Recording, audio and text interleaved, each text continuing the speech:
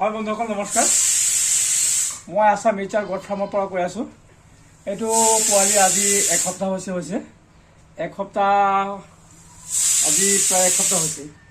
পোৱালিটো আপোনাৰ বিটেলৰ ক্ৰছ পাতা আছিলে, বিটেলৰ ক্ৰছ মাৰ্ক আছিলে।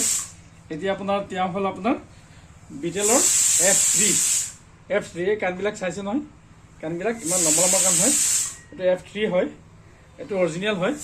আৰু আপোনাৰ মই আশা কৰিছিলোঁ যে এইটো এটা পাতা পোৱালি হ'ব, কিন্তু পাতা পোৱালি হোৱা নাই, মাইকী পোৱালিহে হৈছে। কিন্তু হ'লেও মই সন্তুষ্ট। তেনেকুৱা চাইজৰ পোৱালি যদি ফাৰ্মত হ'ব তেতিয়া আপোনাৰ ফাৰ্মখনো চাই ভাল লাগিব, ফাৰ্মত আহিও ভাল লাগিব। আপোনালোকেও ছাগলী পোহক, আপোনালোকেও ছাগলী পোহক। ছাগলী পুহিলেহে গম পাব ছাগলী মজাটো। ছাগলী পোহাত বহুত মজা আছে।